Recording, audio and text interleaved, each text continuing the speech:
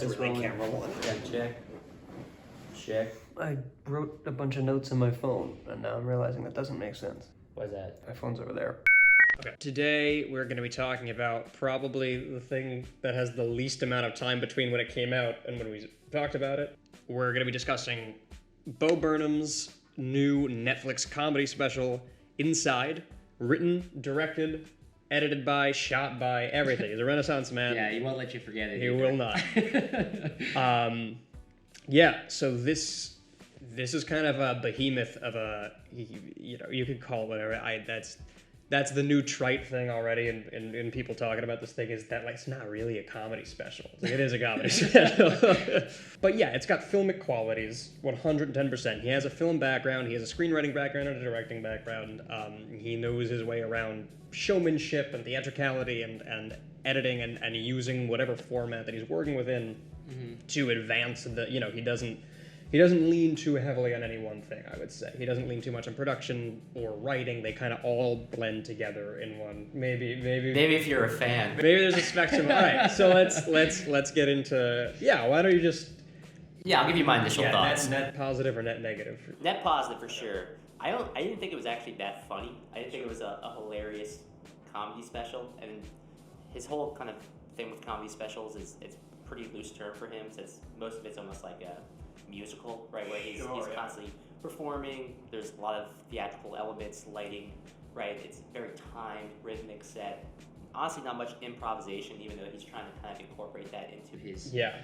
Famously, no room for improvisation. Yeah. And he, you know, he'll own that and he'll incorporate it, and you can argue that self-awareness doesn't, you know, negate any of what's going on, but he, you know, he makes a very large point of, like, this show is a machine, and it's gonna be the same output no matter what. Yeah, but let me say, okay, I'll start off by saying this. He's had 3 comedy specials, right? This is my favorite by far.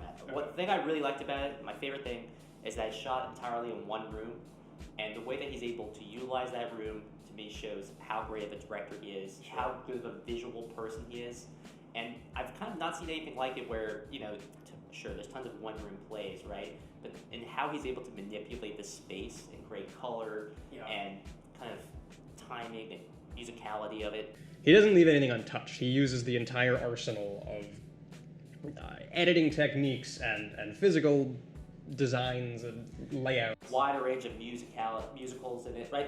So I do want to get to that in depth. But did you like it? Yeah, I mean, I loved it. I've been You're super high. Die-hard Bo Burnham fan, but he is someone I'm ready to leave in the dust. Like, the minute that he makes a misstep, I almost throw him cut his ass. Fucking curb. No, I don't have any like allegiance to him in that sense, and I almost am waiting. I was ready for this to be the. I'm actually like, if you're gonna throw all of his, I don't want to rank things that don't stand next to each other as any kind. If there's not X number of overlapping qualities, there's no point in like comparing them in that way. But like, you know, I wasn't all in on 8th Grade. 8th Grade wasn't my... I mean, it's obviously amazing. It's obviously an incredible movie. I just didn't have that same connection with it that I feel like I've had with his previous 2 specials, and now the one that I'm forming with this one. Yeah. But, so that all that said, like, I'm not brand loyal. He just consistently puts out, like, some of the most interesting things in whatever medium he's working with. Interesting. Yeah, see, because the stage... I actually am a bigger fan of 8th Grade, right? The movie that he directed and wrote. Yes. Yeah. And Inside, because it kind of, he to me is now recognizing, all right, my songs are kind of funny, you know, but I'm not coming back to listen to his songs over and over again, right? There's better people that create funnier songs than him, no doubt. Yeah, absolutely. And there's people that, and also like his shows aren't that hilarious to me that I'm gonna go and watch them over and over, like I would for like a regular stand-up special, right? For like a Chris Rock special, I'd watch that over and over and over again. So for me, what he's doing now, when he recognizes is, all right, I'm actually an insanely impressive director. For me, I don't know anyone in comedy that's probably a better director than he is, because he's able to utilize visuals to create hilarious situations that are also visually appealing and interesting, and that I want to keep on coming back to. Yeah, it's tonal manipulation. He's amazing. I mean, he can evoke what he needs. Yeah. Like he's great at putting you in a cage and then projecting whatever he wants to. Like he can make that like whatever, that landscape that is best suited for. And that's actually, so that's one of the more interesting things about this special, is that like, I'm gonna throw out like something that I've been seeing a lot of people saying is like, all right, we can get rid of every other piece of art that was made in the pandemic or about the pandemic. Like, this is the only one we need. All right, so when we're talking about it as pandemic art, that's why I think it's such a like, it's such a great because we've seen like. We haven't seen that much though. Not yet. We've seen previews for something that are not going to be good, but we've heard concepts pitched around, and we've heard what Anne Hathaway is going to star in, and we've heard like everyone. There are all these. We had little sketches and little like I'm even talking. I'm extending that to quarantine songs, quarantine like Instagram reels, just quick little videos, whatever it is. I think that can all go in a chest, and we don't have to touch it again because it's all been dreadful and reactionary. Yeah. And the reason that this works in that sense is because it's the like polar opposite of the intent and the execution of that stuff. In that, like, he didn't do outdoor dining for 7 months and then be like, we should write about this. He locked himself away for a year, and he really experienced what those people experienced at a ground level, and suffered through it and absorbed it, and in real time documented what that does to you and whether you like it. And I will agree, I don't think the closer that the segments or songs or bits on this get to pure comedy, the more I fell out. Exactly. Because but didn't you also fall out, or at least I'll say I fell out, when he tried to make it like emotional or show that he was like enraged or really distressed by it? I appreciate it. Any real piece of pandemic art has to have some like depression in it, right? Sure. You can't have it be like, man, all right, I got through this all right. Like you have to have something like, I went mentally insane and I'm surprised I'm still here. And he did that, and I thought he tried to portray it, but the way that he tried to portray it was like him just screaming in frustration. Well, you're talking about the little things where he's trying to document something, but then he gets mad. I look, I've seen this 3 times now.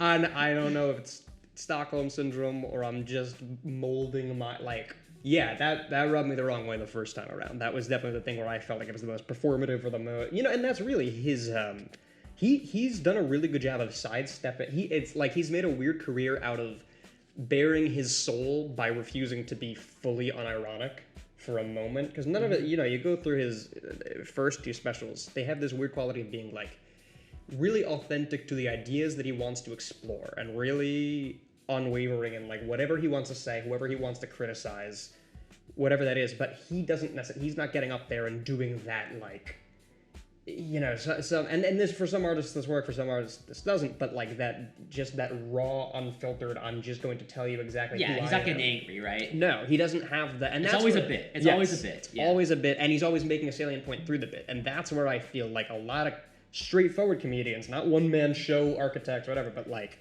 the Bill Burrs and the Dave Chappelles, who I love and have loved their work, that's where I feel right now at this moment in time they're starting to falter, because they are crafting bits around things that they are still right now angry about, and it's not funny to watch, because they're like, when they get up on stage and they spend 25 minutes talking about PC culture and how they're not allowed to say anything, and they're not, it's not fun for me to watch them be truly mad about something that they're not really articulate about. Yeah. That's just not a good time, and it's not insightful. Oh, wait, so you thought Bo Burnham was articulate about it? No, so I'm saying that he's made a good career out of like, oh, never succumbing to that, right? Never just getting up on stage and being like, how the fuck is this going on? Like, not taking a step back, meditating on it. And I'm sure that all of his art comes from things that are truly like sources of pain or anger or frustration for him.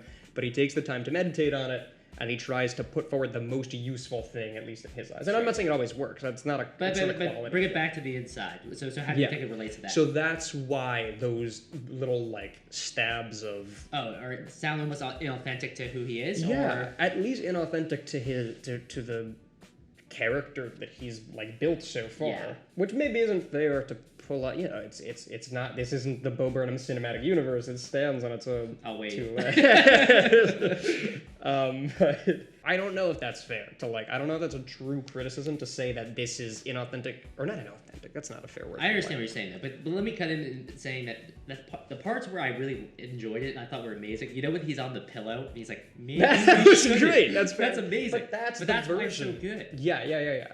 Well, packaging that of course he's angry at Jeff Bezos. Of course he doesn't. It's all the Jeff Bezos bits were amazing.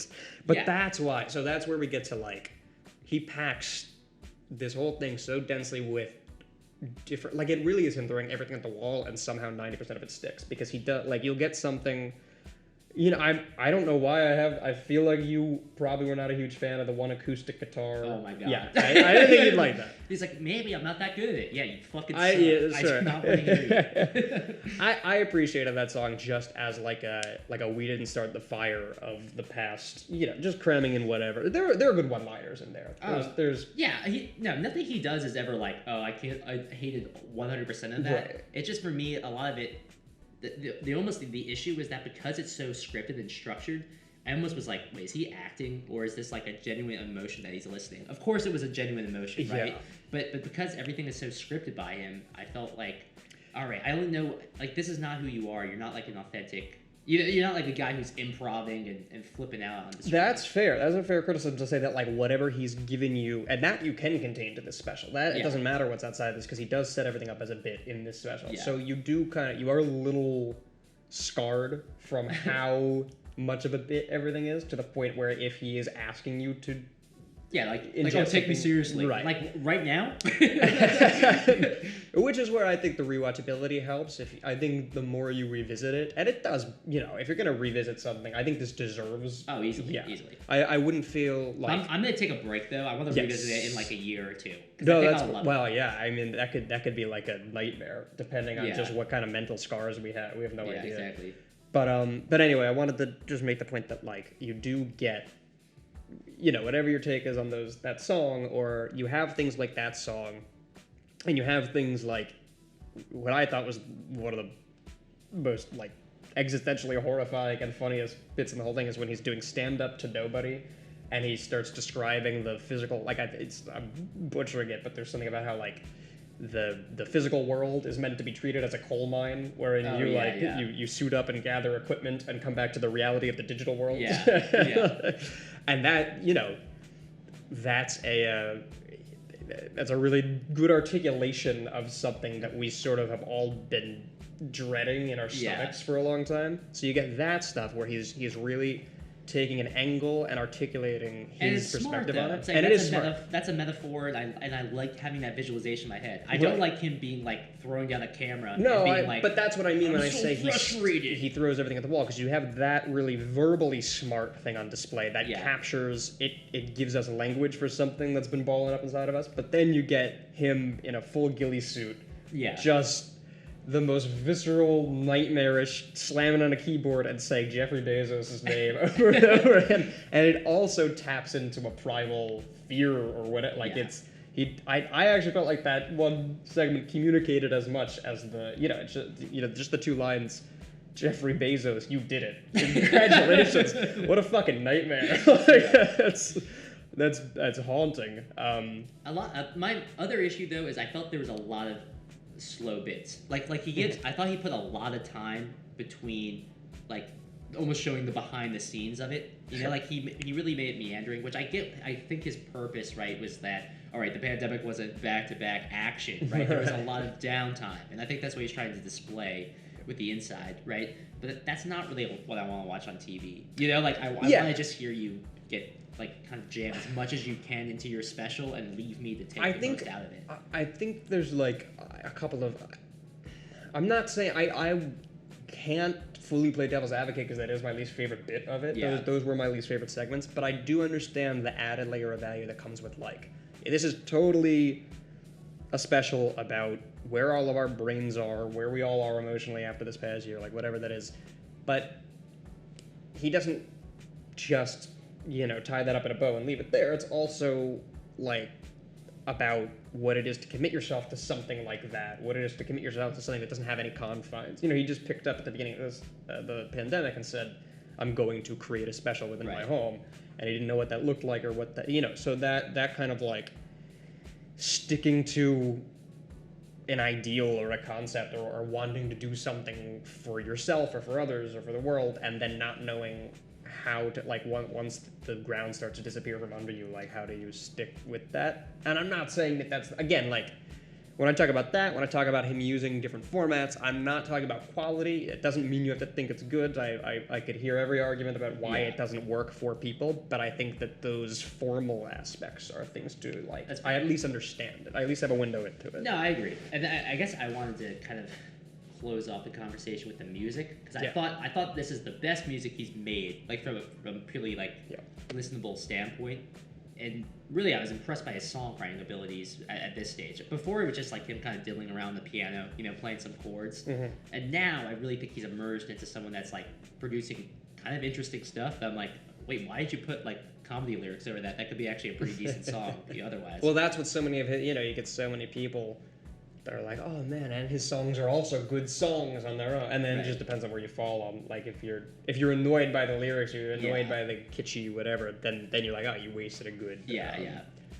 But I guess for me, it's almost that the last thing I want to hear him do is like tell jokes. I want him to, like, he's just such a great enabler of people, because why? He great amazing music. He's a visual genius, right? He can bring so many like creative ideas. Like, I'm not sure how many other, if anyone, basically thought at the beginning of the pandemic, oh, let me lock myself in and create a special and then come out. Like, that's genius, you know? No one had the foresight to do that. Right. Or and just to, and kind of the guts to stick with something that you're not gonna, like, I don't know. It's even just one thing. I don't want to bash anyone's like process or anything, because it's not like good content doesn't get created this way. But like, I think a lot of people's perspective of this was like, oh, I'm gonna like step outside of the pandemic and articulate like really formulate my thoughts on this and he's like getting in the middle. Yeah, I mean, he really he cut right into it, and it was pretty ugly. And it was and I know that that's part of the, like,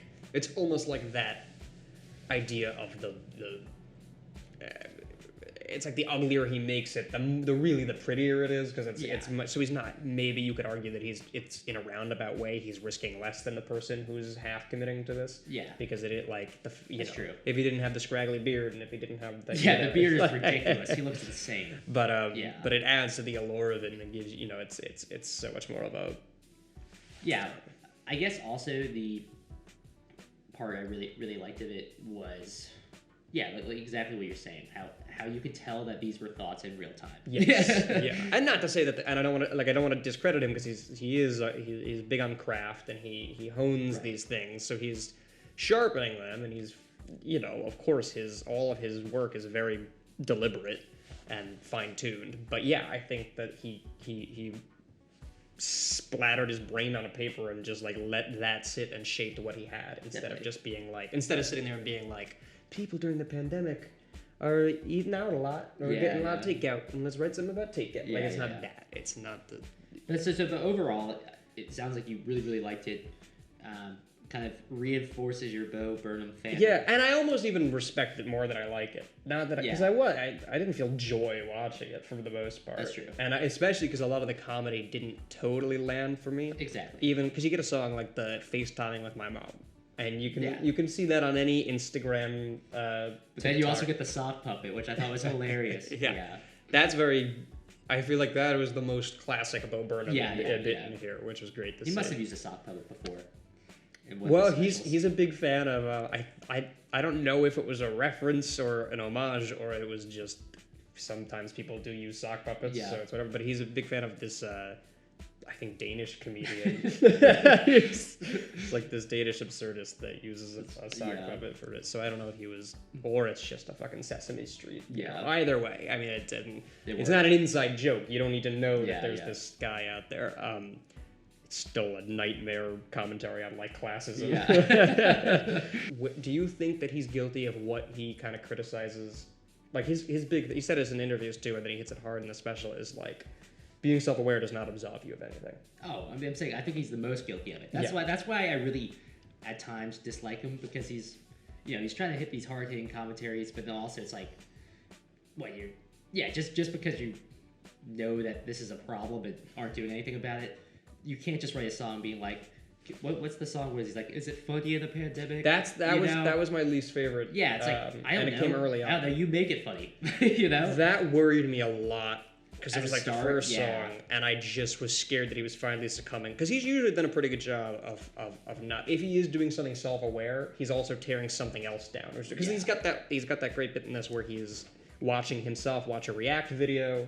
That's amazing. I thought that was great. Yeah, and it's great because he's not just winking at the camera. He's making fun of himself too. He's making fun of himself, but he's also making fun of this horrifying like mirror culture of like I did something very small. Let me make it entire. Like let's rest on my laurels and like. Also, that your success can be multiplied by many, many other people. Like just kind of. Oh, is that? That's interesting. That's how I interpreted it. Like people are super famous just for reviewing other people's videos. Yeah, sure. You know what I mean?